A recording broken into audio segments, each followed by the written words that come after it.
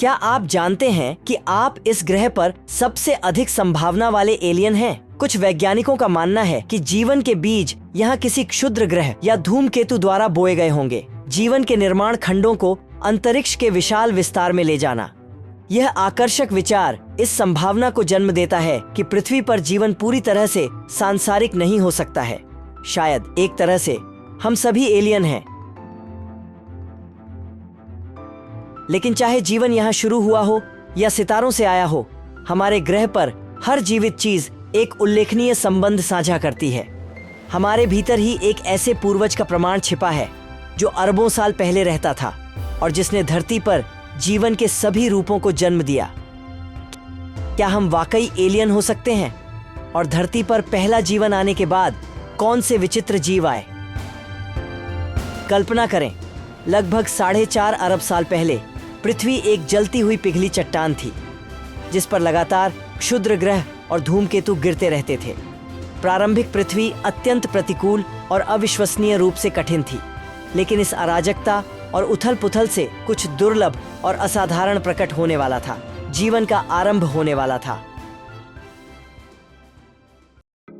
वैज्ञानिक ये मानते हैं कि पृथ्वी पर जीवन की शुरुआत लगभग 3.5 से 4.5 अरब साल पहले ही हुई थी।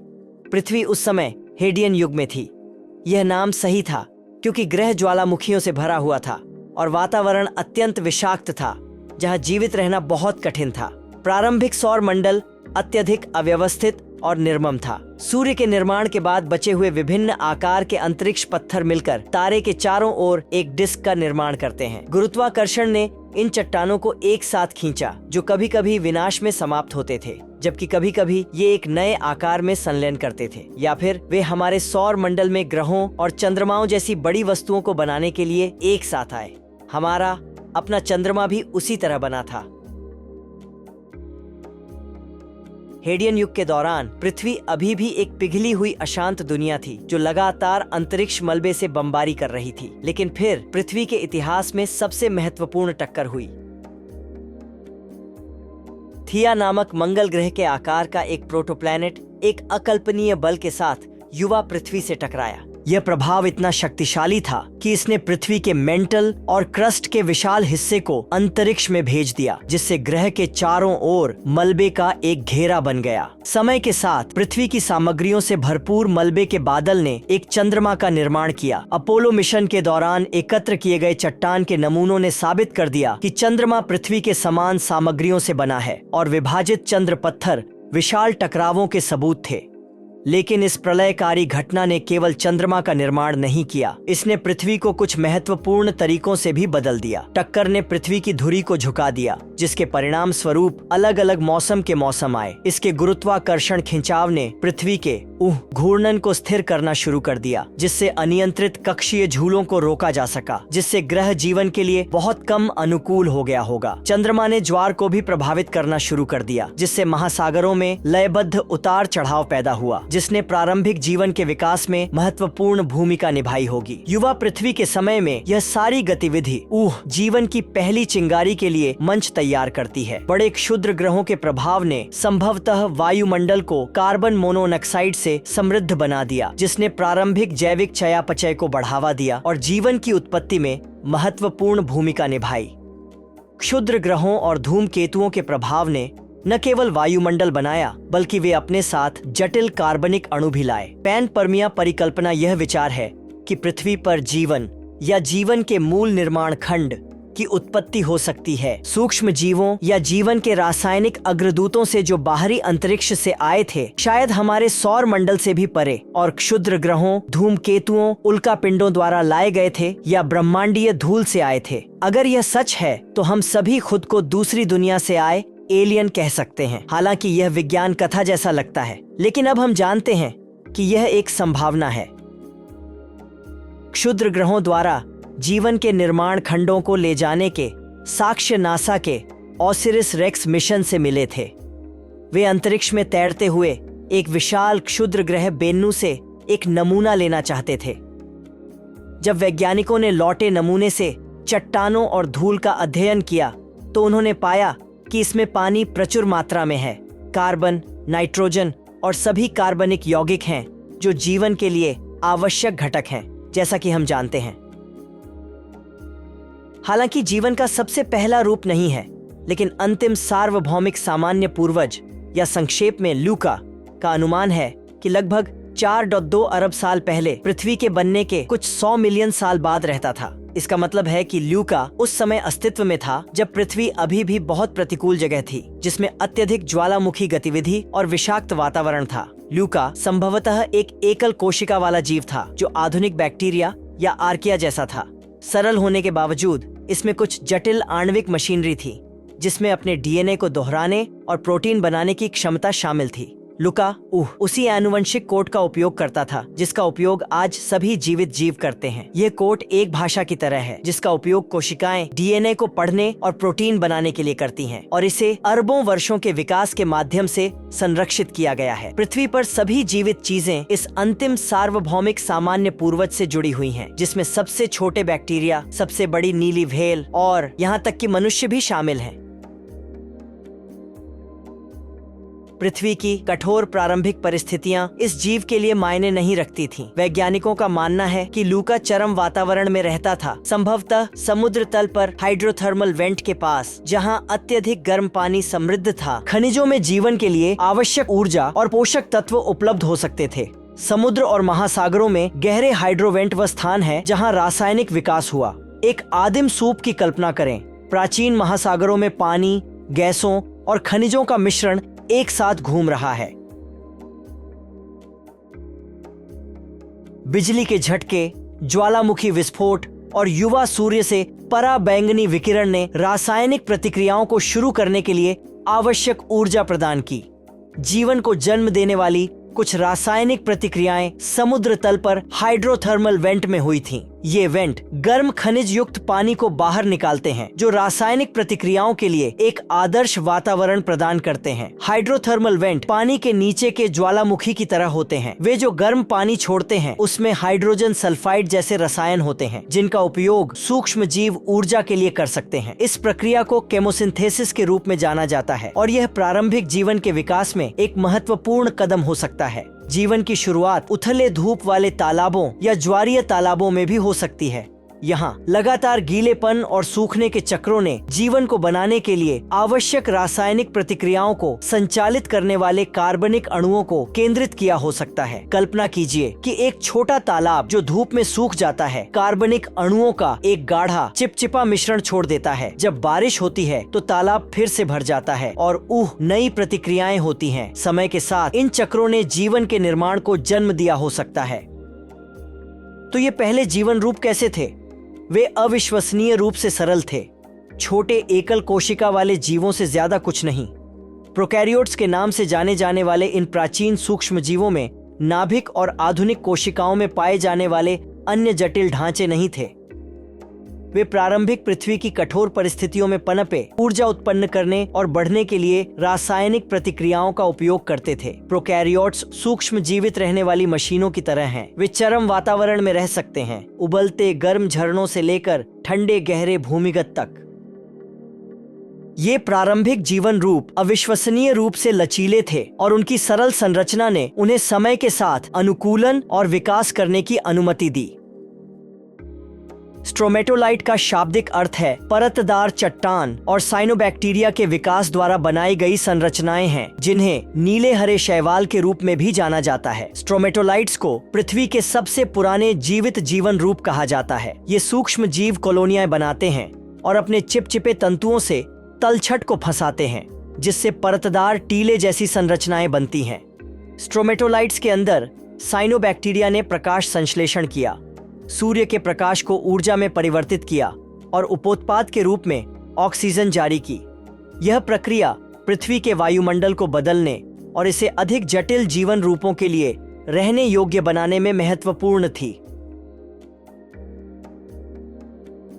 आर्किया एकल कोशिका वाले सूक्ष्म जीव हैं जो गर्म झरनों, नमकीन झीलों और गहरे समुद्र के हाइड्रोथर्मल वेंट जैसे चरम वातावरण में पनपने की अपनी क्षमता के लिए जाने जाते हैं। कुछ पानी के क्वथनांक से ऊपर के तापमान में जीवित रह सकते हैं, जबकि अन्य अत्यधिक अम्लीय या क्षारीय परिस्थितियों में रह सकते हैं। चरम वातावरण में अनुकूलन करने की उनकी क्षमता से पता चलता है कि वे प्रारंभिक पृथ्वी पर उपनिवेश बनाने वाले पहले जीवन रूपों में से एक रहे होंगे। इन प्रोकैरियोट्स ने प्रारंभिक पृथ्वी पर अपना प्रभुत्व जमाया, लेकिन जटिलता में एक महत्वपूर्ण उछाल लगभग 1.5 बिलियन वर्ष पहले यूकेरियोट्स के उद्भव के साथ आया। यूकेरियोटिक कोशिकाएं प्रोकैरियोटिक कोशिकाओं की तुलना में अधिक जटिल होती है, जिनमें एक नाभिक होता है जिसमें आनुवंशिक सामग्री और विशेष अंग होते हैं जो विभिन्न कार्य करते हैं। यूकेरियोट्स की उत्पत्ति एंडोसिम्बायोसिस नामक एक प्रक्रिया से जुड़ी हुई है, जो तब होती है जब एक बड़ी प्रोकैरियोटिक कोशिका छोटी प्रोकैरियोटिक कोशिकाओं को निगल लेती है और फिर सहजीवी भागीदार बन जाती है।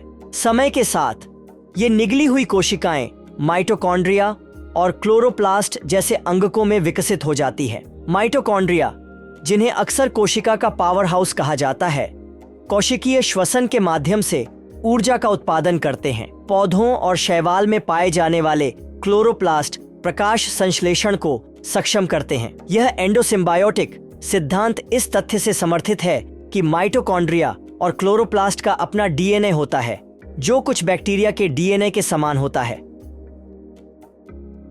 लगभग 1.6 बिलियन वर्ष पहले बहुकोशिकीय जीव दिखाई देने लगे। सबसे पहले ज्ञात उदाहरणों में से एक ग्रिपेनिया है, जो शैवाल की एक प्रजाति है जो उथले समुद्रों में रहती थी। ग्रिपेनिया एक साधारण रिबन जैसा जीव था, लेकिन इसका प्रकट होना जीवन के विकास में एक महत्वपूर्ण कदम था।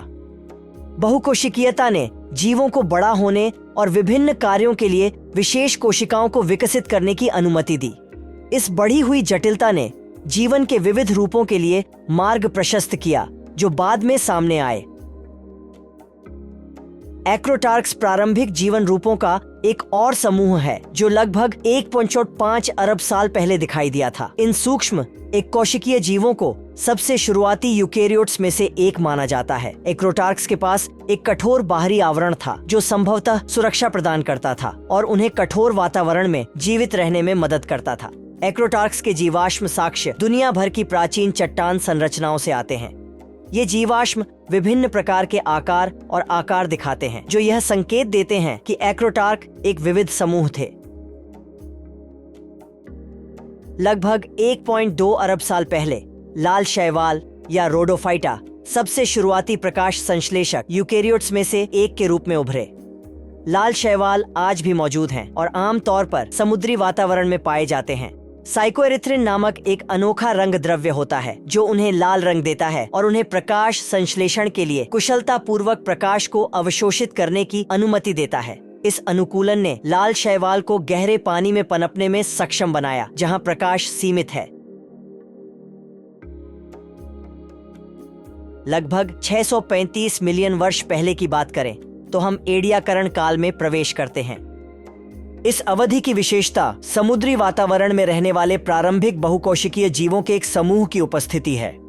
एडियाकरण बायोटा में कई तरह के अजीब और आकर्षक जीवन रूप शामिल थे, जिनमें से कुछ का कोई आधुनिक समकक्ष नहीं है।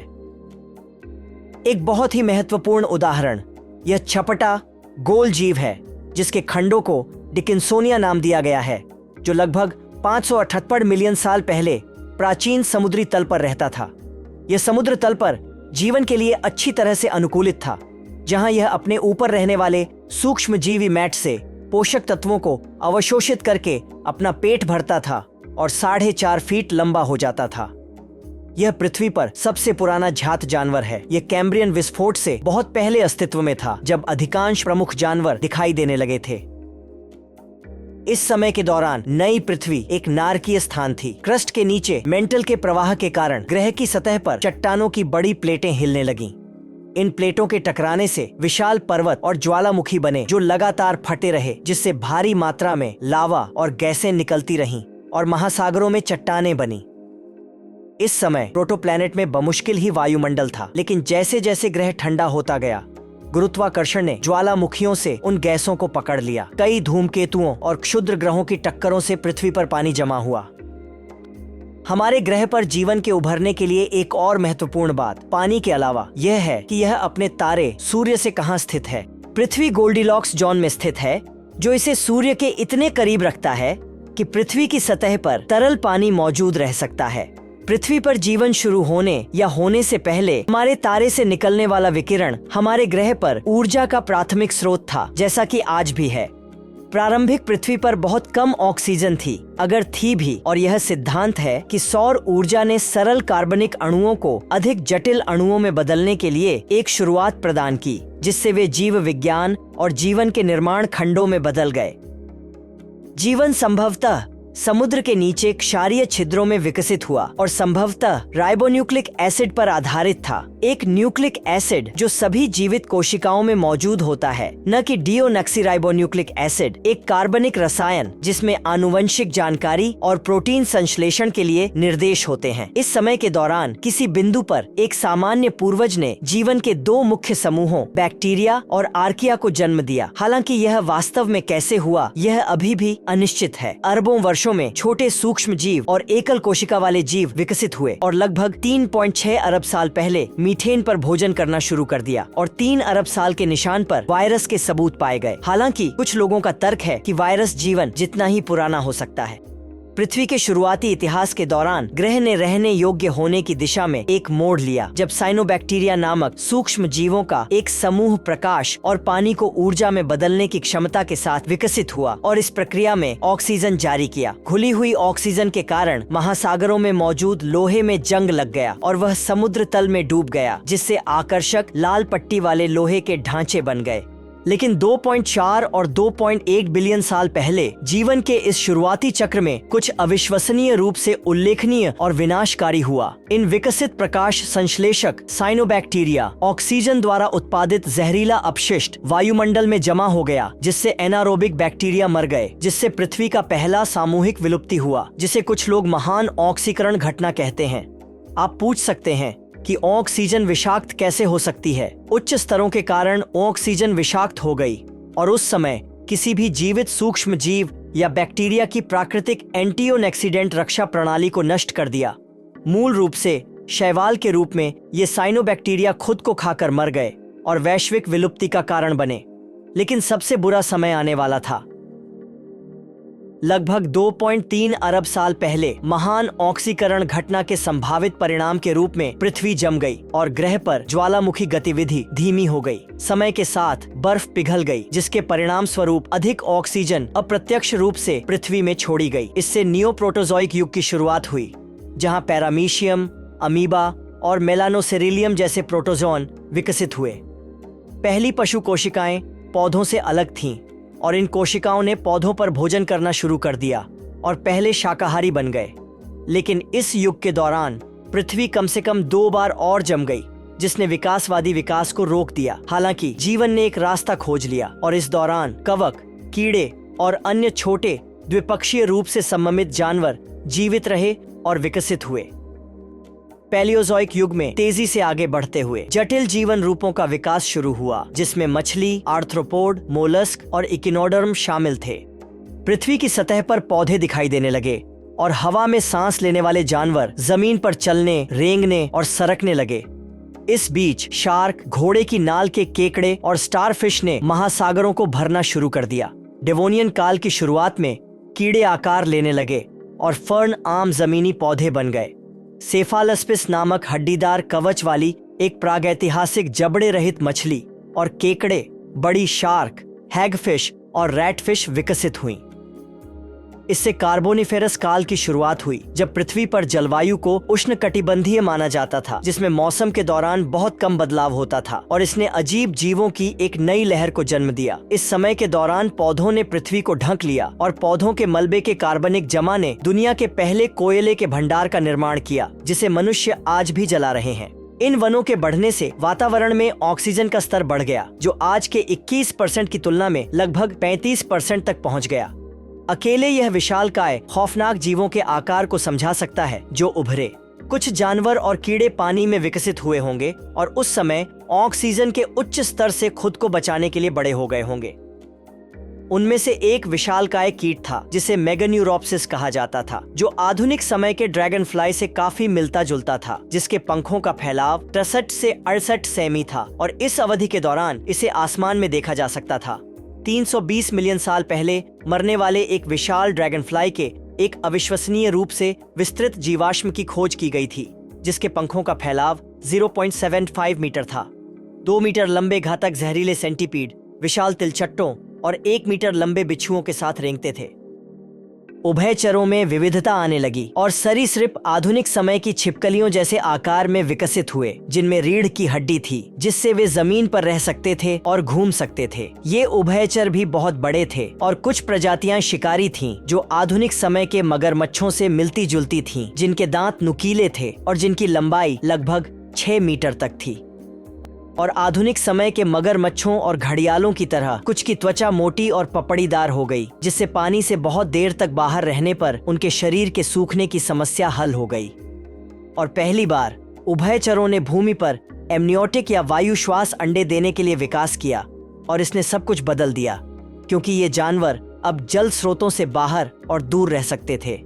जो लोग तैरना या स्कूबा डाइविंग पसंद करते हैं, उन्हें खुशी होगी कि डंकलियोस्टियस अब विलुप्त हो चुका है। इस विशाल मांसाहारी का विशाल आकार आपको अकेले डराने के लिए पर्याप्त होगा। यह लगभग 9 मीटर लंबा था और इसका वजन लगभग 4000 किलोग्राम था। डंकलियोस्टियस एक बख्तरबंद मछली थी, एक शीर्ष शिकारी जो अपने जबड़े में आने वाली किसी भी चीज को मारने में सक्षम थी। भारी बख्तरबंद टैंक जैसी डंकलियोस्टियस के बारे में दिलचस्प बात यह है, दांतों के बजाय इसके बख्तरबंद सिर और जबड़े की प्लेटें विशाल, खुद को तेज करने वाले ब्लेड बनाती थीं, जो किसी भी चीज को चीर सकती थीं। और 21,000 पाउंड प्रति वर्ग इंच के काटने के बल के साथ, जो कि विशाल मगरमच्छों के बराबर है, गहराई का यह डरावना प्राणी सीधे हड्डी को चबा सकता था। इसके अलावा डंकलियोस्टियस के जबड़े बहुत तेजी से खुल और बंद हो सकते थे, जिससे एक सेक्शन क्रिया पैदा होती थी जो शिकार को सीधे उनके जबड़े में खींच लेती थी। और इस मछली को इस बात की परवाह नहीं थी कि उसके रास्ते में क्या आ रहा है। यहाँ तक कि जीवाश्म साक्ष्य भी दिखाते हैं कि उन्होंने एक दूसरे को खाने की कोशिश की। इस आकार की मछली के लिए किसी इंसान को जल्दी से अपना भोजन बना लेना कोई समस्या नहीं होगी। हमारे लिए सौभाग्य की बात है कि 20 मिलियन वर्षों में 8-10 विलुप्ति घटनाओं के संयोजन से ग्रह की 75% प्रजातियों के साथ डंकलियोस्टियस भी विलुप्त हो गया, जिसे लेट डेवोनियन विलुप्ति कहा जाता है। कार्बोनिफेरस काल के बाद पर्मियन काल आया, जो लगभग 300 मिलियन वर्ष पहले शुरू हुआ था, जो डायनासोर से सिर्फ 50 मिलियन वर्ष पहले शुरू हुआ था। इस अवधि के दौरान सभी महाद्वीप एक बड़े भूभाग के रूप में अस्तित्व में थे, जिसे पैंजिया कहा जाता था। इस समय के दौरान पहले बड़े पौधे खाने वाले और मांस खाने वाले जानवर विकसित हुए। इनमें से कुछ जीवों को डायनासोर समझ लिया जा सकता है, लेकिन वे वास्तव में स्तनधारियों और सरीसृपों से अधिक निकटता से संबंधित थे। इन विचित्र जीवों में से एक था डिप्लोसेरेप्सिस। यह सैलामेंडर जैसा दिखता था, जिसकी औसत लंबाई करीब 1 मीटर थी, लेकिन इसका सिर बूमरैंग जैसा था। ग्रह पर एक और नया सरीसृप प्रतिष्ठित डिमेट्रोडॉन था, जो लगभग 5 मीटर लंबा था, और इसकी पीठ पर एक बड़ा पाल था, जिसका उपयोग संभवतः इसके शरीर के तापमान को नियंत्रित करने के लिए किया जाता था। पर्मियन काल के दौरान स्तनधारियों का प्रभुत्व बढ़ रहा था। इनमें से सबसे बड़े जीव गोर्गोनोप्सियम के रूप में वर्गीकृत थे, जो विशालकाय भालू जैसे जानवरों का एक वर्ग था, जिनके सभी के दांत अलग अलग थे, जो अलग अलग कार्यों के लिए विशिष्ट थे। ये जानवर शाकाहारी या मांसाहारी हो सकते हैं, और इनका आकार 1 किलोग्राम से कम से लेकर 1 टन से ज्यादा तक हो सकता है। इन जीवों के एक समूह को साइनोडोंट्स के नाम से जाना जाता था। उनके नाम का अर्थ है कुत्ते जैसे दांत, और इन जानवरों का व्यवहार सामाजिक था। और कुछ जीवाश्म साक्ष्य हैं जो दिखाते हैं कि वे झुंड में शिकार करते थे। महासागरों में असली हड्डियों वाले कंकाल वाली मछलियां विकसित हुईं। शार्क और रे मछलियां पनपी, साथ ही स्पंज और मूंगा भी। भूमि पर कीटों ने अनुकूलित मुख भागों के साथ विकास किया, जिससे वे छेद कर सकते थे और चूस सकते थे। लेकिन लगभग 252 मिलियन वर्ष पहले पर्मियन युग एक प्रलयकारी घटना के कारण अचानक समाप्त हो गया, जिसके कारण बड़े पैमाने पर विलुप्ति हुई। 2001 में वैज्ञानिकों ने एक चौंकाने वाली खोज की। डायनासोर को खत्म करने वाले एक विशाल धूमकेतु या क्षुद्र ग्रह ने 200 मिलियन वर्ष पहले विशालकाय सरीसृप पूर्वजों को खत्म कर दिया था। लेकिन वैज्ञानिक इस निष्कर्ष पर कैसे पहुंचे? हीलियम और आर्गन गैस के अणु उच्च अनुपात में कार्बन में बंद पाए गए, जो केवल अंतरिक्ष से ही आ सकते थे। अनुमान है कि क्षुद्र ग्रह या धूमकेतु का व्यास 6 से 12 किलोमीटर चौड़ा था। शोधकर्ताओं का कहना है कि इस हमले से पिछली सदी के सबसे बड़े भूकंप से 10 लाख गुना ज्यादा ऊर्जा निकली होगी। इस खोज के अलावा कुछ सबूत हैं कि वर्तमान साइबेरिया और चीन में अकल्पनीय रूप से बड़े पैमाने पर ज्वालामुखी विस्फोट हुए थे और उन विस्फोटों से धूल और राख के बादल बने जिन्होंने सूरज की रोशनी को अवरुद्ध कर दिया। इतना ही नहीं, बल्कि 1 मिलियन वर्षों में 3 मिलियन क्यूबिक किलोमीटर लावा जमीन से बाहर निकला, जिसने पूरे ग्रह को 10 मीटर मोटी परत में ढक दिया। ज्वालामुखीय गतिविधि के साथ मिलकर क्षुद्र ग्रह का प्रभाव एक डबल बैरल शॉटगन से लौकिक विस्फोट था। पृथ्वी एक बार फिर बहुत दुखी जगह बन गई। इन दोनों घटनाओं के संयोजन के परिणाम स्वरूप वह हुआ जिसे महान मृत्यु कहा जाता है। इस दौरान जीवित रहने वाले सभी समुद्री जानवरों में से 90% और सभी भूमि जानवरों में से 70% की मृत्यु हो गई। ऐसा लगता है कि यह पृथ्वी पर जीवन के विकास का अंतिम अध्याय होगा और यह पूरी तरह से समाप्त हो जाएगा। लेकिन इसके बाद एक नया युग शुरू होगा और डायनासोर का युग शुरू होगा। 252 मिलियन वर्ष पहले पर्मियन ट्राइसिक युग की विलुप्ति की घटना ने ट्राइसिक, जुरासिक और क्रिटेशियस काल के मेसोजोइक युग की शुरुआत को चिह्नित किया, जो 186 मिलियन वर्षों तक चला। ट्राइसिक युग के दौरान पैंजिया नामक एक विशाल महाद्वीप था, जो ज्यादातर गर्म और शुष्क जलवायु वाला विशाल रेगिस्तान था, जो पैंथलासा नामक एक विशाल महासागर से घिरा हुआ था। डायनासोर का विकास ट्राइसिक काल के मध्य से लेकर अंत तक शुरू हुआ।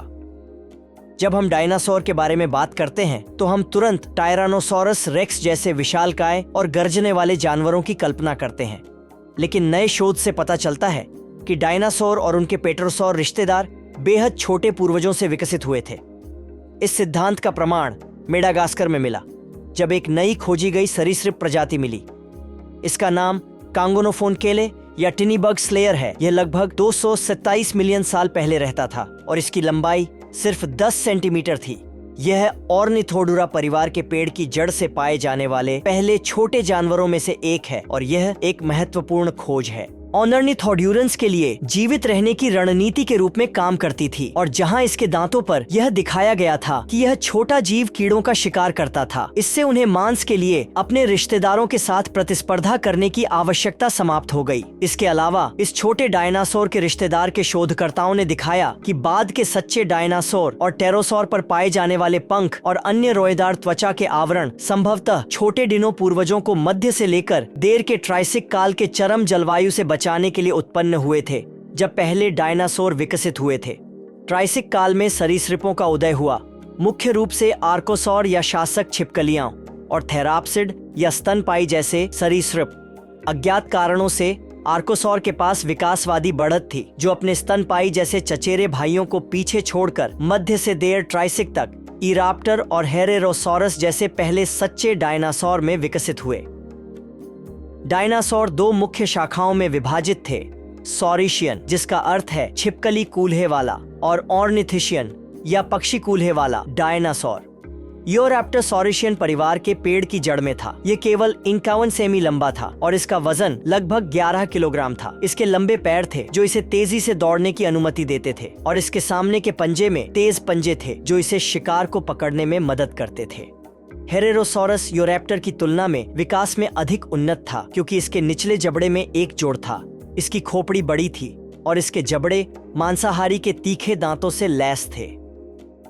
इसकी औसत लंबाई 3 से 6 मीटर थी और प्रत्येक पंजे पर कुंद पंजे वाली 5 उंगलियां थीं। स्टोरिकोसोरस एक और प्रारंभिक सच्चा डायनासोर था जो लगभग 2 मीटर लंबा था, जिसकी खोपड़ी उसके फीमर जितनी लंबी थी और इसके ऊपरी और निचले जबड़े में 13 से 14 तीखे दांत थे। इसके आगे के पंजे छोटे थे और 5 उंगलियां थीं। इसके पिछले पैर लंबे थे जिससे यह तेजी से भाग सकता था। स्टोरिकोसोरस एक शिकारी था जिसका वजन लगभग 30 किलोग्राम था और हालांकि यह डायनासोर आकार में छोटा था, लेकिन संभवतः इसे बड़े शिकार से निपटने में कोई परेशानी नहीं हुई। यूरोरैप्टर, हेरेरोसोरस और स्टोरिकोसोरस 225 मिलियन साल पहले शिकारी डायनासोर के तेज विकास के प्रमुख उदाहरण हैं। लेकिन उसी समय जीवाश्म रिकॉर्ड में पहले पौधे खाने वाले डायनासोर दिखाई दिए। पिसानोसोरस एक 1 मीटर का डायनासोर था जिसका वजन 2 से 9 किलोग्राम था और उसके दांत एक दूसरे से बहुत पास थे, जो पौधे के पदार्थ को पीसने के लिए एक निरंतर किनारा बनाते थे। ट्राइसिक काल के अंत तक कम से कम 15 अलग अलग डायनासोर थे। रासिक काल के दौरान पृथ्वी की जलवायु गर्म और शुष्क से बदलकर बहुत अधिक आर्द्र और उपोष्ण कटिबंधीय जलवायु में बदल गई। फर्न, साइकैड और कोनिफर के जंगल ग्रह को ढंकने लगे और हवा गर्म, नम और उष्ण कटिबंधीय हवाओं के साथ थी। इस अवधि की शुरुआत में सुपर कॉन्टिनेंट पैंजिया का विघटन जारी रहा और तेजी से हुआ। महाद्वीप का उत्तरी आधा भाग लॉरेशिया, उत्तरी अमेरिका और यूरेशिया में टूट गया। दक्षिणी आधा भाग, जिसे गोंडवाना कहा जाता है, मध्य जुरासिक के दौरान टूटना शुरू हुआ। पूर्वी भाग अंटार्कटिका, मेडागास्कर, भारत और ऑस्ट्रेलिया, अफ्रीका और दक्षिण अमेरिका के पश्चिमी आधे हिस्से से अलग हो गए। नए महासागरों ने बीच की जगहों को भर दिया। समुद्र तल पर विशाल पहाड़ उठे और समुद्र के स्तर को महाद्वीपों पर ऊपर धकेल दिया। यह सारा पानी ही था जिसने आर्द्र और उपोष्ण कटिबंधीय जलवायु का निर्माण किया। रेगिस्तान हरे होने लगे। ताड़ के पेड़ जैसे साइकैड और अराकेरिया और पाइन जैसे शंकुधारी पेड़ प्रचुर मात्रा में थे। महासागर विविध और प्रचुर जीवन से भरे हुए थे और महासागरीय खाद्य श्रृंखला के शीर्ष पर समुद्री सरीसृप थे। प्लेसियोसॉर, उनकी लंबी गर्दन और पैडल फिन वाले फ्लिपर्स के साथ। उनमें विशाल समुद्री मगरमच्छ, शार्क और रे। इच्थियोसॉर, स्क्विड जैसे सेफ्लोपोड्स, कॉइल शेल वाले अम्मोनाइट्स थे। प्राचीन महासागरों में स्पंज, घोंघे और मोलस्क प्रचुर मात्रा में थे। गर्म पानी में कोरल रीफ तेजी से बढ़े और फैले और सूक्ष्म प्लवक इतनी तेजी से बढ़े कि उन्होंने समुद्र के कुछ हिस्सों को लाल कर दिया। सबसे पहले झांत पक्षी आर्कियोप्टेरिक्स जुरासिक के अंत में आकाश में उड़ता था। संभवतः यह एक प्रारंभिक सेलियोसॉरियन डायनासोर से विकसित हुआ था। आर्कियोप्टेरिक्स को टेरोसॉरस के साथ हवाई क्षेत्र के लिए प्रतिस्पर्धा करनी पड़ी, जो उड़ने वाले सरीसृप थे जो ट्राइसिक के अंत से आकाश में गूंज रहे थे। इस बीच लीफ हॉपर और बीटल जैसे कीड़े प्रचुर मात्रा में थे, क्योंकि पृथ्वी के कई शुरुआती स्तनधारी डायनासोर के पैरों के आसपास भागते थे। यही वह समय था जब डायनासोर ने बड़े पैमाने पर अपनी पहचान बनानी शुरू की। सचमुच छोटे चौपाए पौधे खाने वाले डायनासोर धीरे धीरे कई टन वजनी विशालकाय डायनासोर में विकसित हुए। ब्रैकियोसॉरस नामक पौधा खाने वाला सौरोपॉड 16 मीटर लंबा था और लगभग 26 मीटर तक लंबा हो सकता था और इसका वजन 25 टन तक हो सकता था। डिप्लोडोकस नामक एक और शाकाहारी सौरोपॉड विशालकाय 27 मीटर लंबा था और इसका वजन 30 से 50 टन के बीच था। इन डायनासोर दिग्गजों के विशाल आकार ने 2 शक्तिशाली पैरों पर चलने वाले एक भारी मांस खाने वाले डायनासोर के हमलों को रोक दिया होगा, जो इस समय के दौरान भी रहता था। अशुभ एलोसॉरस। इस विशाल मांसाहारी जानवर की लंबाई 7 से 12 मीटर तक थी। इसका वजन लगभग 2 टन था और इसके ऊपरी और निचले जबड़े में 16 नुकीले दांत थे।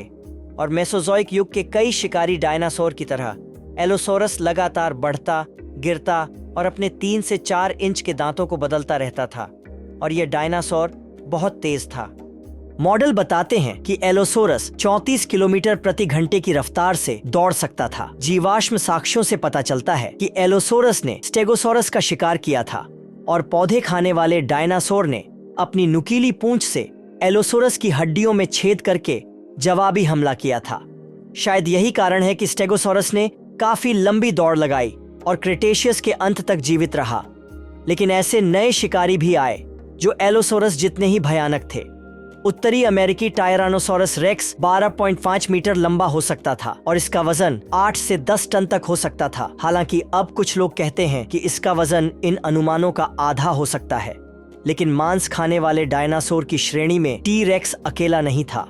वास्तव में यह 2 अन्य तीखे दांतों वाले राक्षसों से या तो श्रेष्ठ था या उनके बराबर था। दक्षिण अमेरिकी गिगानोटोसोरस, जिसकी बनावट एक जैसी थी और जिसका वजन 9 टन था, और 10 टन का उत्तरी अफ्रीकी स्पिनोसोरस। फिर भी टी रेक्स एक मतलबी और बुरा शिकारी था, अगर पूरी तरह से अस्वास्थ्यकर नहीं। विशेषज्ञों का मानना है कि सड़े हुए बैक्टीरिया से भरे मांस के टुकड़े लगातार उसके एक दूसरे से सटे दांतों में फंसे रहते थे, जिससे जानवर को एक सेप्टिक दंश मिलता था जो अंततः उसके घायल शिकार के लिए घातक होता था। बेशक इस प्रक्रिया में कम से कम कई दिन या हफ्ते लग जाते थे और किसी अन्य टी रेक्स को शायद इसका फल मिलता। टी रेक्स की खोपड़ी की जांच करने वाले वैज्ञानिकों ने निर्धारित किया कि इसमें प्रति वर्ग इंच 500 से 5000 पाउंड के बीच काटने की शक्ति थी और यह 225 किलोग्राम तक के मांस को काट सकता था। लेकिन एलोसोरस की तरह टायरानोसोरस रेक्स को भी अपने शिकार से ही परेशानी थी। यह उसी क्षेत्र और समय अवधि में रहता था जिसमें कुछ बख्तरबंद पौधे खाने वाले डायनासोर रहते थे। टी-रेक्स के बाद सबसे प्रतिष्ठित डायनासोर में से एक ट्राइसेराटॉप्स है, जिसका अर्थ है 3 सींग वाला चेहरा। सभी ट्राइसेराटॉप्स की खोपड़ी 3 सींग वाली थी। 2 बड़े सींग आंख के सॉकेट के ऊपर थे और एक छोटा सींग नाक के ऊपर था। लगभग 6.5 से 13 टन वजनी सबसे बड़ा ट्राइसेराटॉप्स नाक से पूंछ तक 9 मीटर लंबा था। उनके कंधों की नोक जमीन से 3 मीटर ऊपर थी। ट्राइसेराटॉप्स के दांत डेंटल बैटरियों में व्यवस्थित थे और प्रत्येक व्यक्तिगत दांत 3 से 5 दांतों के एक ऊर्ध्वाधर स्तंभ में ढेर था। ये 36 से 40 दांतों वाले स्तंभों वाली पंक्तियां बनाते हैं। इसका मतलब है कि एक ट्राइसेराटॉप्स के पास 800 दांत हो सकते हैं। इसकी एक संकरी चोंच और शक्तिशाली जबड़े थे जो इसे कठोर वनस्पतियों और पेड़ों को कुचलने में सक्षम बनाते थे। यह क्रेटेशियस के अंत में विकसित होने वाले अंतिम गैर एवियन डायनासोर में से एक है। एंकिलोसोरस सबसे प्रसिद्ध बख्तरबंद डायनासोर में से एक है। यह सबसे बड़ा एंकिलोसॉरिड और अपनी तरह का आखिरी था। ऐसा माना जाता है कि यह क्रेटेशियस अवधि के अंत तक जीवित रहा। एंकिलोसोरस का शरीर बोनी प्लेटों से ढका हुआ था। इसमें एक चोंच और दांत और 4 सींग थे जो इसके सिर से पीछे की ओर निकले हुए थे। इसकी दुम एक क्लब में समाप्त होती थी जो शिकारियों से सुरक्षा प्रदान करती थी। यह उपयोगी रहा होगा क्योंकि एंकिलोसोरस टायरानोसोरस और अन्य मांसाहारी शिकारियों के साथ रहता था। क्रेटेशियस काल के मध्य में किसी समय ऑर्निथोपॉड परिवार के डायनासोर लोकप्रिय हेड्रोसोर या बत्तख बिल वाले डायनासोर में विकसित हुए। वे बड़े अजीब आकार के कम लटके हुए वनस्पति खाने वाले थे जिनके थूथन पर सख्त चोंच थी जिसका उपयोग वनस्पति को काटने के लिए किया जाता था। माना जाता है कि ये डायनासोर झुंड में रहते थे और 2 पैरों पर चलने में सक्षम थे। क्रेटेशियस काल के अंत तक सौरोपोड्स और भी बड़े हो गए। आपने सोचा होगा कि ब्राचियोसोरस और डिप्लोडोकस बड़े थे, लेकिन जब तक क्रेटेशियस काल का अंत आया तब तक एक और डायनासोर अस्तित्व में था जो संभवतः पृथ्वी पर चलने वाला सबसे बड़ा भूमि जानवर हो सकता है, अर्जेंटिनोसोरस। यह विशालकाय जानवर 30 से 40 मीटर लंबा हो सकता था और इसका वजन 50 से 100 टन के बीच था। यह क्रेटेशियस काल के दौरान प्रमुख समूह टाइटेनोसोरिया का सदस्य था और अपने शुरुआती सौरोपॉड चचेरे भाइयों की तरह शाकाहारी था। डायनासोर की एक अजीब नई नस्ल भी थी जो विलुप्त होने से 20 मिलियन साल पहले जीवित थी। उन्हें पच्चीसेफालोसोरस या अस्थि सिर वाले डायनासोर कहा जाता था और उनकी खोपड़ी विचित्र दिखती थी। इनका इस्तेमाल बड़े शिकारियों से लड़ने या अपनी प्रजाति पर प्रभुत्व दिखाने के लिए भी किया जा सकता था। बेशक अब तक 700 से ज्यादा अलग अलग डायनासोर पाए गए हैं, लेकिन उन सभी को एक वीडियो में शामिल करने के लिए पर्याप्त समय नहीं है। कुछ डायनासोर ऐसे हैं जो ठंडे क्षेत्रों में रहते थे जब वे क्रेटेशियस के दौरान दक्षिण और अंटार्कटिक सर्कल के भीतर थे। इस दौरान 3 महीने की लंबी अंधेरी सर्दियों के दौरान कुछ बर्फ और तापमान 0 से 10 डिग्री सेल्सियस कम हो सकता था। इस ध्रुवीय क्षेत्र में कई तरह के डायनासोर रहते थे। 2014 में एक छोटे टी-रेक्स की खोपड़ी का एक भाग और ऊपरी और निचले जबड़े की हड्डियां पाई गईं, जिन्हें नैनोक्सोरस हॉगलैंडी कहा जाता है। ऐसा माना जाता है कि कई डायनासोर के पास मौसम से बचाने के लिए पंख होते थे और यह छोटा टी-रेक्स चचेरा भाई लगभग 6 मीटर लंबा था। अब यह माना जाता है कि टायरानोसोरस रेक्स की सभी प्रजातियों में मौसम से बचाने के लिए पंख होते थे और नैनोक्सोरस अलग नहीं था। अन्य डायनासोर जैसे सींग वाले और बत्तख के बिल वाले डायनासोर अन्य छोटे पंख वाले शिकारियों के साथ तोते की तरह ओविराप्टर और लीलानोसोरा नामक एक छोटा शाकाहारी भी ध्रुवीय क्षेत्र में रहता था, लेकिन उनका समय जल्द ही समाप्त हो जाएगा।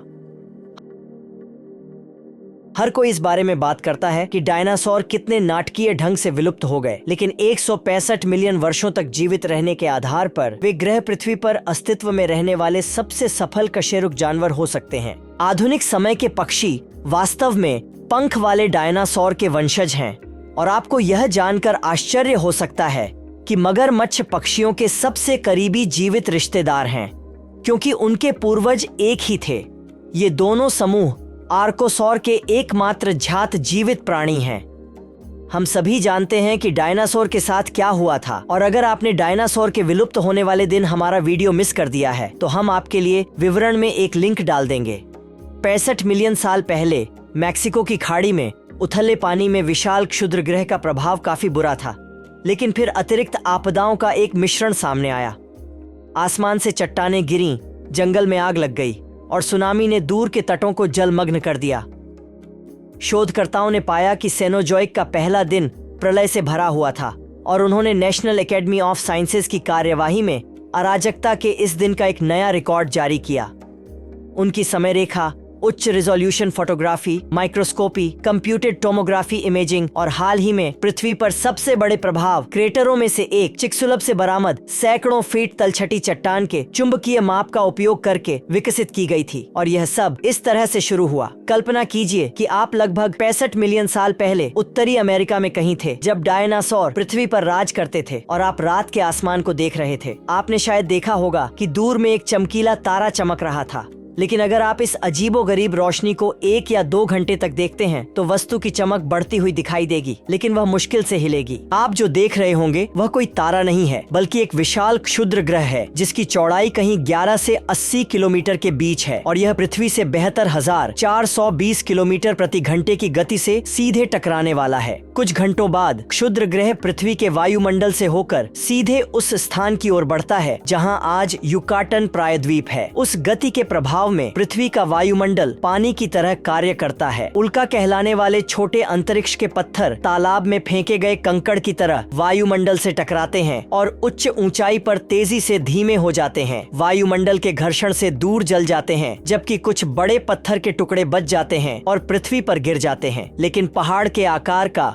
चिकसुलभ क्षुद्र ग्रह हमारे वायुमंडल से ऐसे टकराता है जैसे कोई पत्थर पोखर में फेंका जाता है। यह क्षुद्र ग्रह मध्य अमेरिका के ऊपर से चीखता हुआ गुजरेगा तथा ऐसी ध्वनि उत्पन्न करेगा जो सभी महाद्वीपों के कानों के पर्दों को चकनाचूर कर देगी। डायनासोर शायद डर गए थे और सभी दिशाओं में भाग रहे थे। उन्हें बिल्कुल भी अंदाजा नहीं था कि क्या होने वाला है, लेकिन अगर कोई जानवर इतना नजदीक होता कि क्षुद्र ग्रह को देख पाता तो वे कुछ ही मिनटों में वाष्पीकृत हो जाते। वास्तव में समुद्री कछुए और मगरमच्छों को छोड़कर 25 किलोग्राम से बड़ा कोई भी 4 पैर वाला जानवर जीवित नहीं बच सकता। पहाड़ के आकार का अंतरिक्ष चट्टान इतनी तेजी से गिरता है कि हवा खुद बाहर नहीं निकल पाती। तीव्र संपीड़न के तहत हवा लगभग तुरंत हजारों डिग्री तक गर्म हो जाती है। क्षुद्र ग्रह के टकराने से पहले ही संपीड़ित अति गर्म हवा युकाटन को ढकने वाले उथले समुद्र के अधिकांश हिस्से को वाष्पीकृत कर देती है। मिलीसेकंड बाद चट्टान जो कुछ बचा था उसमें से निकल जाती है और आधारशिला से टकराती है। उस क्षण में घटनाओं की एक श्रृंखला प्रतिक्रिया होती है। प्रभावित क्षुद्र ग्रह पृथ्वी पर इतना दबाव डालता है कि मिट्टी और चट्टान तरल पदार्थ की तरह बहने लगते हैं। पृथ्वी का ऊपर नीचे बहना ऐसा है जैसे कोई स्विमिंग पूल में तोप का गोला फेंक रहा हो। सभी दिशाओं में प्रारंभिक छपाक के बाद एक विलंबित ऊर्ध्वाधर छपाक होता है जब क्षुद्र ग्रह द्वारा बनाई गई गुहा सतह पर वापस आती है। प्रभाव के क्षण में बाहर की ओर निकली पृथ्वी की पहली दीवार 35 किलोमीटर से अधिक ऊंची है। टक्कर के कारण बना छेद पृथ्वी के मेंटल को लगभग तोड़ देता है और जब यह छेद पीछे की ओर उछलता है और विलंबित ऊर्ध्वाधर छींटे बनाता है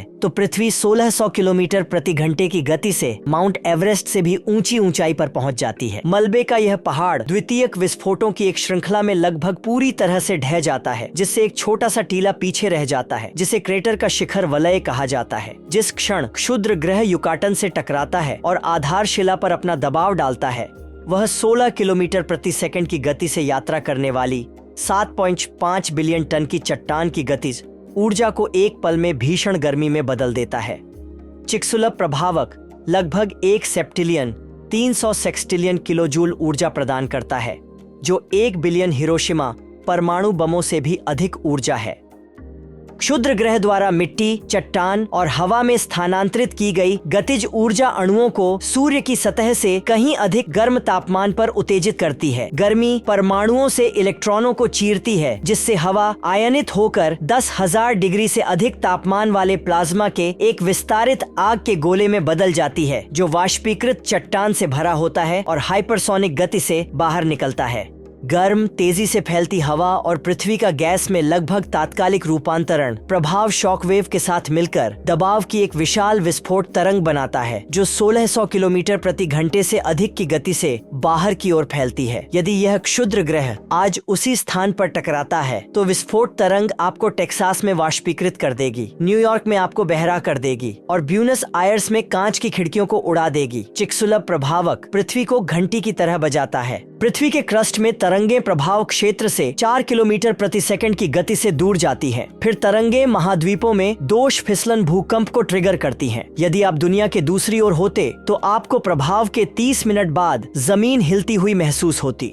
प्रभाव से गगनचुंबी इमारतों जितनी ऊंची सुनामी उठती है। उनमें से पहली सुनामी 1 घंटे के भीतर खाड़ी के तटों पर पहुंची। 600 फीट से लेकर शायद 1000 फीट तक की ऊंची लहरें वर्तमान मेक्सिको और दक्षिणी संयुक्त राज्य अमेरिका में टकराती हैं और दसियों मील अंतर्देशीय क्षेत्र में बाढ़ लाती हैं। लहरें अस्थायी रूप से नदियों के प्रवाह को उलट देती हैं। 30 फीट ज्वारीय छिद्रों की तरह नदी के तल में तेजी से ऊपर उठती है। सुनामी संयुक्त राज्य अमेरिका के पूर्वी तट पर टकराती है और प्रभाव के 6 घंटे बाद 600 फीट ऊंची पानी की दीवारें बन जाती हैं, जो यूरोप, अफ्रीका और भूमध्य सागरीय तटों पर टकराती हैं। प्रभाव के 15 घंटे के भीतर लहरें ग्रह के हर तट पर पहुंच जाती हैं। स्थानीय स्थलाकृति के आधार पर महासागर अपने रास्ते में आने वाली हर चीज को बहा ले जाता है और जब पानी अंततः पीछे हटता है तो उसे वापस समुद्र में ले जाता है। ये पहले से ही आर्मागेडन जैसा लग रहा है, लेकिन इससे भी अधिक आपदाएं आने वाली हैं। जब बड़ी चट्टान गिरती है तो इसकी छींटे पृथ्वी के 25 ट्रिलियन टन हिस्से पर पड़ती हैं, जिसे यह बैलिस्टिक पथों पर फेंकता है। कुछ की गति पृथ्वी के पलायन वेग से भी अधिक होती है। इन चट्टानों ने पृथ्वी के गुरुत्वाकर्षण खिंचाव को सूर्य की परिक्रमा करने के लिए प्रेरित किया और इस सामग्री में से कुछ संभवतः चंद्रमा तक पहुंच गई,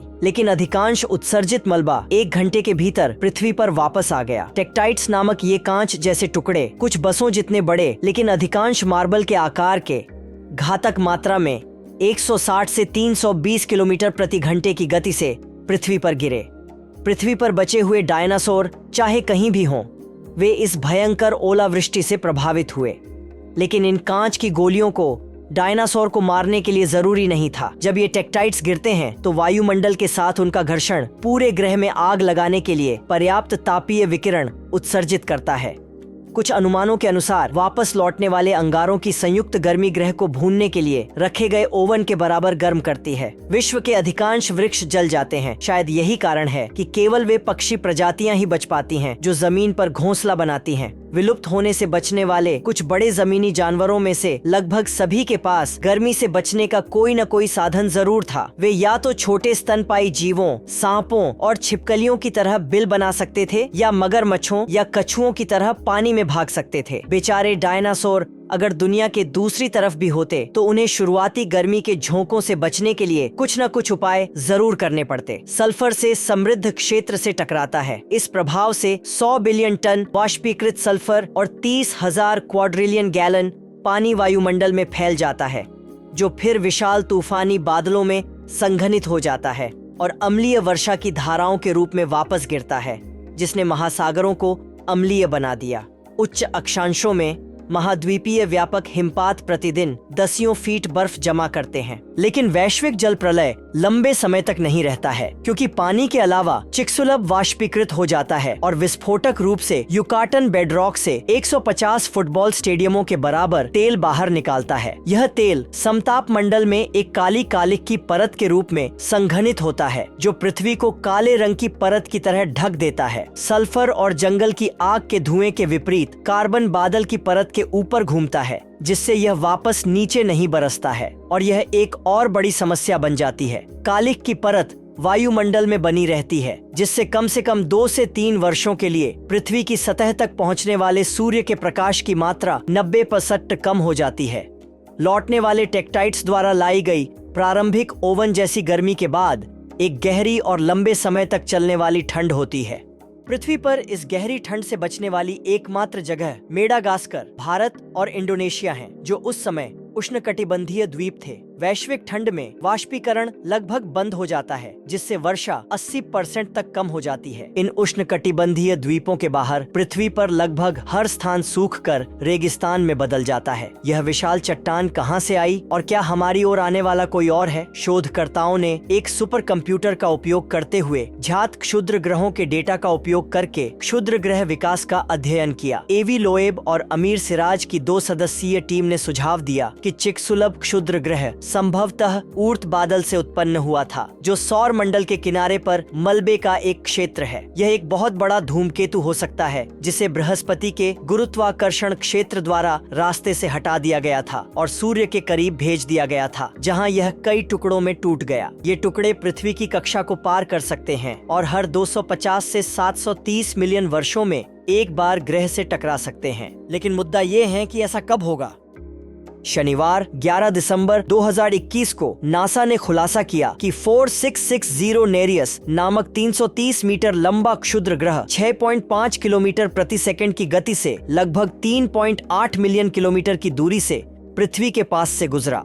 हालांकि आपको यह बहुत नजदीक नहीं लग सकता है, लेकिन इसकी कक्षा में कोई भी मामूली विचलन इसे हमारे साथ सीधे रास्ते पर ला सकता है और भविष्य में पृथ्वी से टकरा सकता है। खगोलविद इस संभावित खतरनाक चट्टान पर नजर रख रहे हैं और कहते हैं कि यह 2060 में वैलेंटाइन डे पर पृथ्वी के 1.1 मिलियन किलोमीटर के दायरे में आ जाएगी। अपने फूल खरीदें और किसी भी स्थिति में पहले से ही प्रस्ताव तैयार कर लें। ध्यान रखें, 2013 में रूस में चेलियाबिंस्क विस्फोट का कारण बनने वाला क्षुद्र ग्रह केवल 20 मीटर आकार का था। बुरी बात यह है कि हमारे पास पृथ्वी को एक विशाल अंतरिक्ष चट्टान से बचाने का कोई तरीका नहीं है। हालांकि नासा का डार्ट मिशन या डबल एस्टेरॉयड रीडायरेक्शन टेस्ट यह देखने की कोशिश करेगा कि क्या एक अंतरिक्ष यान स्वायत्त रूप से एक लक्ष्य क्षुद्र ग्रह पर जा सकता है, उससे टकरा सकता है, जिससे एक गतिज प्रभाव पैदा होता है जो पृथ्वी के साथ टकराव के रास्ते को बंद कर सकता है। डार्ट का लक्ष्य डिमोर्फोस है, एक क्षुद्र ग्रह चंद्रमा जो डिडिमोस नामक एक बड़े क्षुद्र ग्रह की परिक्रमा करता है। अंतरिक्ष यान सितंबर 2022 के अंत में पहुंचने वाला है, जब डिडिमोस प्रणाली पृथ्वी से 11 मिलियन किलोमीटर दूर होगी। हालांकि यह अनुमान लगाया गया है कि टक्कर से चंद्रमा की गति में 1% का एक अंश परिवर्तन होगा, जिससे 10 किलोमीटर चौड़ा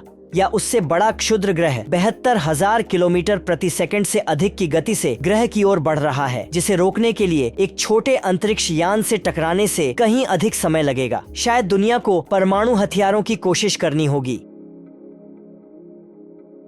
डायनासोर के विलुप्त होने के लगभग 10 लाख साल बाद पृथ्वी आज की तुलना में बहुत अलग जगह थी। इस समय के दौरान, जिसे पैलियोजीन काल के रूप में जाना जाता है, महाद्वीप अभी भी गति और आकार बदलने की प्रक्रिया में थे। ग्रह आज की तुलना में बहुत गर्म था, उष्णकटिबंधीय वन दुनिया भर में फैले हुए थे और समुद्र का स्तर बहुत अधिक था।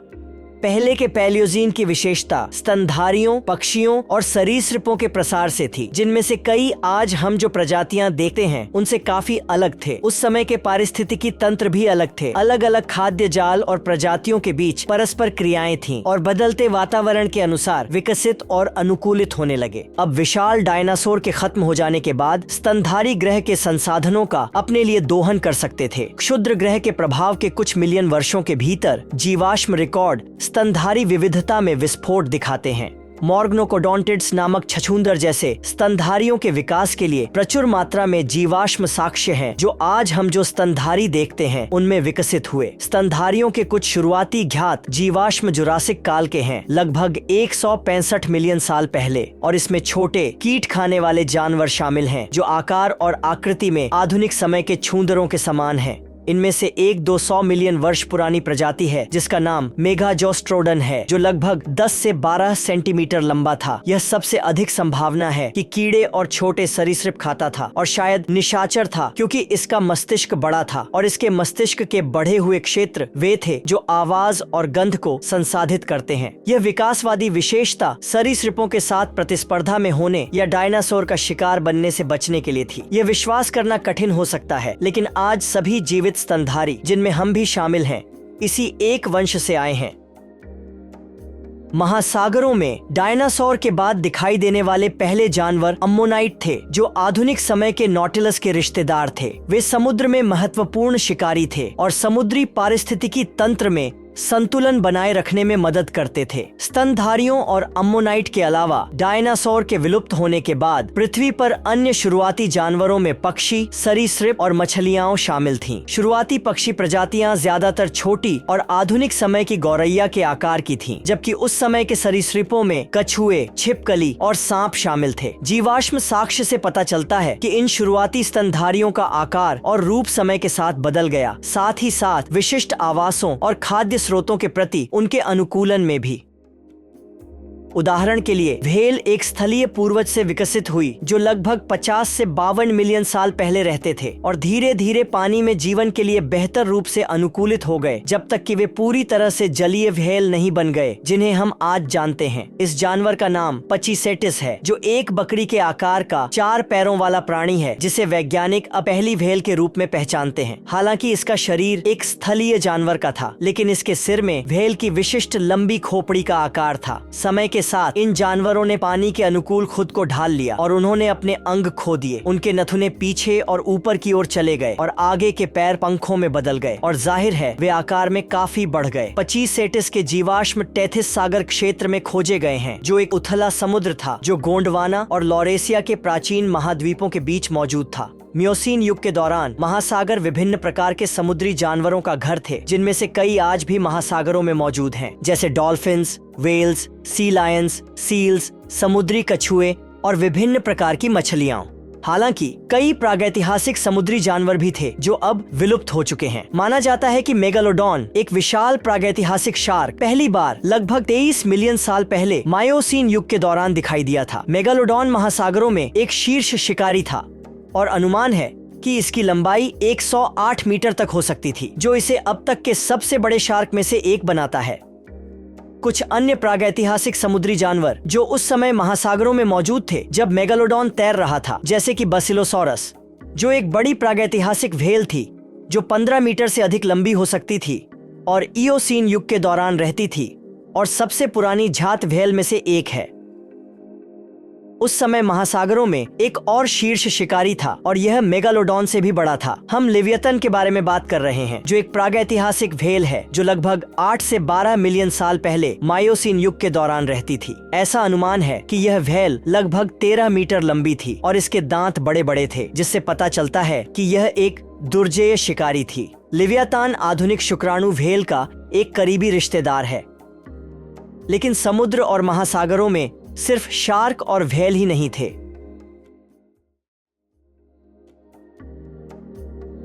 डंक्लेओस्टियस एक विशाल प्रागैतिहासिक मछली थी जो डेवोनियन काल के दौरान रहती थी और अपने विशाल आकार, शक्तिशाली जबड़े और बोनी कवच के लिए जानी जाती थी।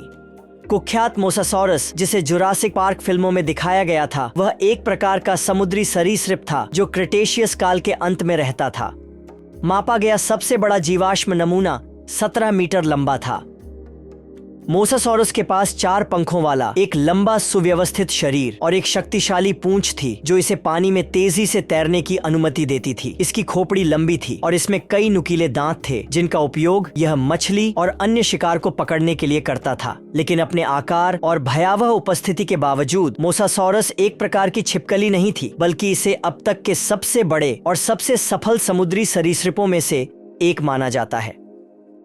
और फिर आर्चेलॉन था, एक प्रकार का समुद्री कछुआ जो क्रिटेशियस काल के अंत में रहता था और अब तक के सबसे बड़े जात कछुओं में से एक था। ये उन कई जीवों में से कुछ ही हैं जो जलीय जीवन के लिए विकसित और अनुकूलित हुए।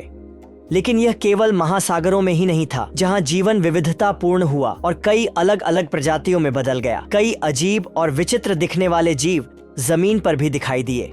कृंतक जैसे भूमि पर रहने वाले जीव शुरुआती कर्कशा जैसे स्तनधारियों से विकसित हुए और विभिन्न प्रजातियों में विविधता पूर्ण हुए, जिनमें चूहे, गिलहरी, ऊदबिलाव और कई अन्य शामिल हैं। मांसाहारी भी शुरुआती छछूंदर जैसे स्तनधारियों से विकसित हुए और बिल्लियों, कुत्तों, भालुओं और अन्य शिकारी प्रजातियों को जन्म दिया। माना जाता है कि बिल्ली परिवार के सदस्य फेलिडे छोटे छछूंदर जैसे स्तनधारियों के एक समूह से विकसित हुए हैं, जिन्हें मियासिड्स कहा जाता है, जो लगभग 66 से 26 मिलियन साल पहले पेलियोसीन युग के दौरान रहते थे। मियासिड्स मांसाहारी स्तनधारियों का एक विविध समूह था जो छोटे शिकार का शिकार करने के लिए अनुकूलित थे। आधुनिक समय के नेवले अपनी उत्पत्ति का पता मायासिड से लगा सकते हैं। समय के साथ कुछ मियासिड प्रजातियों ने विशेष विशेषताएं विकसित की, जिससे वे अधिक कुशल शिकारी बन गए, जैसे कि रिट्रैक्टेबल पंजे और अधिक शक्तिशाली जबड़े। इनमें से एक विशेष मियासिड, जिसे प्रोआलिरिस कहा जाता है, उसे सबसे पहले झांत बिल्ली जैसे जानवरों में से एक माना जाता है। प्रोआलिरिस लगभग 30 मिलियन वर्ष पहले ओलिगोसीन युग के दौरान रहते थे और उनमें कई विशेषताएं थीं जो आधुनिक बिल्लियों की विशेषता हैं, जिसमें रिट्रैक्टेबल पंजे और अधिक शक्तिशाली काटने की क्षमता शामिल है। प्रोआलिरिस विकसित और विविधतापूर्ण हुआ, अंततः विभिन्न शारीरिक विशेषताओं वाली बिल्लियों की विभिन्न वंशावली को जन्म दिया, जिसमें सेबर टूथ्ड बिल्लियां भी शामिल हैं। सेबर टूथ्ड बिल्लियों के सबसे प्रसिद्ध समूहों में से एक स्माइलोडोंटिनी जनजाति है, जिसमें स्माइलोडॉन और होमोथीरियम शामिल थे। ये बिल्लियां अपने लंबे कैनाइन दांतों के लिए प्रसिद्ध थीं, जिनका उपयोग शिकार के लिए और संभवतः शिकारियों से बचाव के लिए किया जाता था। माना जाता है कि कुत्ते के परिवार के सबसे पहले झांत सदस्य कैनिडे इयोसीन युग के दौरान लगभग 56 से 33.9 मिलियन वर्ष पहले दिखाई दिए थे। सबसे पहले झांत कैनिडे में से एक छोटा लोमड़ी जैसा जानवर है, जिसे हेस्पेरोशन कहा जाता है, जो लगभग 40 मिलियन साल पहले अब के उत्तरी अमेरिका में रहता था। हेस्पेरोसियन को सभी आधुनिक कैनिड्स का पूर्वज माना जाता है, जिसमें कुत्ते, भेड़िए, लोमड़ी और कोयोट शामिल हैं। लेकिन मैदानों में घूमने वाले प्रागैतिहासिक बिल्लियों और कुत्तों के अलावा अन्य शिकारी भी थे।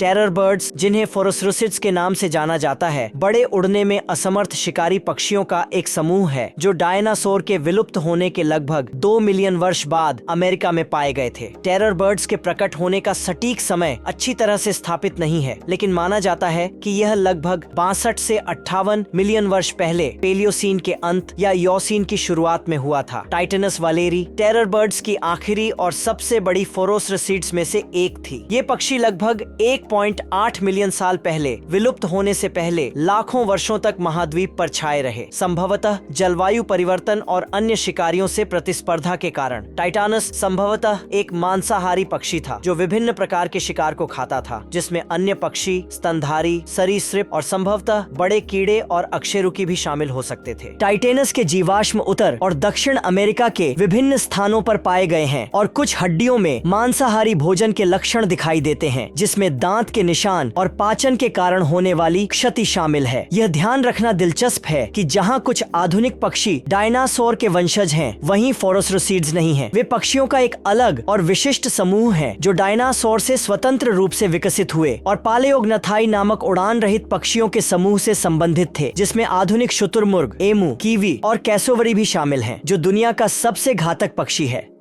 लेकिन टेरर बर्ड्स ही एकमात्र दिलचस्प और विचित्र जीव नहीं थे।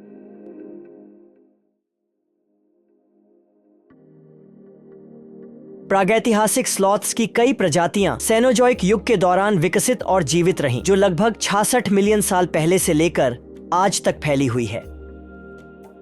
ग्राउंड स्लॉथ विशाल भालू के आकार के थे, जो ओलिगोसीन युग से लेकर प्लीस्टोसिन युग तक रहते थे, जो लगभग 33.9 मिलियन साल पहले से लेकर 11,700 साल पहले तक फैला था। वे चौपाए थे और उनके बड़े पंजे थे, जो संभवतः रक्षा और खुदाई के लिए इस्तेमाल किए जाते थे।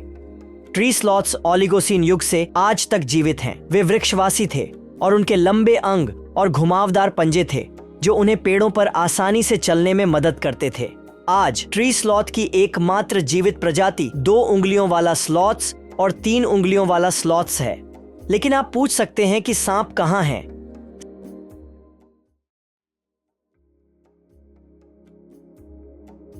सांपों का विकासवादी इतिहास जटिल है और पूरी तरह से समझा नहीं गया है, लेकिन वैज्ञानिक प्रमाण बताते हैं कि सांप स्टेम स्क्वामेट्स नामक छोटे छिपकली जैसे पूर्वजों के समूह से विकसित हुए थे, जो डायनासोर के समय में 100 मिलियन साल से भी ज्यादा पहले रहते थे। ये शुरुआती स्टेम स्क्वामेट्स संभवतः छोटे कीटभक्षी जीव थे जो जंगल के फर्श पर रहते थे, बहुत हद तक शुरुआती छछूंदर जैसे जीवों की तरह।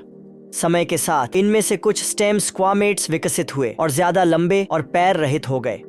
सांपों के सबसे पुराने जीवाश्म, जैसे कि इफिस अंडरवुडी, लगभग 95 मिलियन वर्ष पुराने हैं और इनमें आधुनिक सांपों के समान विशेषताएं पाई जाती हैं, जैसे कि लचीली खोपड़ी और लंबा पतला शरीर।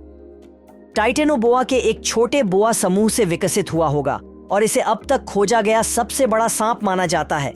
सबसे बड़े झांत नमूनों की लंबाई 12.8 मीटर तक होने का अनुमान है और इसका वजन 1135 किलोग्राम तक था। इसलिए जबकि सांप सीधे छोटे छछूंदर जैसे जीवों से विकसित नहीं हुए, वे डायनासोर के समय के दौरान छोटे छिपकली जैसे पूर्वजों से विकसित हुए और तब से विकसित होकर जानवरों का वह विविध समूह बन गए जिन्हें हम आज जानते हैं। और अंत में हम अपने पूर्वजों के पास आते हैं। जीवाश्म साक्ष्य से पता चलता है कि शुरुआती प्राइमेट्स के शरीर छोटे, लंबी पूंछ और पकड़ने वाले हाथ और पैर थे, जो अनुकूलन पेड़ों पर चढ़ने और भोजन की तलाश करने के लिए उपयोगी रहे होंगे। समय के साथ प्राइमेट्स विविध प्राइमेट्स के समूहों में विकसित हुए जो आज हमारे पास हैं, जिनमें बंदर, वानर और मनुष्य शामिल हैं। लेकिन हमारी अपनी प्रजाति के बारे में बताने के लिए अभी बहुत कुछ है और हमें और समय की आवश्यकता होगी। इसलिए यदि आप इसे किसी अन्य वीडियो में देखना चाहते हैं तो हमें कमेंट्स में बताएं। यदि आपको वीडियो पसंद आया तो वीडियो को लाइक करके हमें कुछ सपोर्ट दिखाएं। हम इसकी सराहना करते हैं और श्रृंखला में और अधिक वीडियो के लिए यहाँ बने रहने के लिए सब्सक्राइब करें। देखने के लिए धन्यवाद।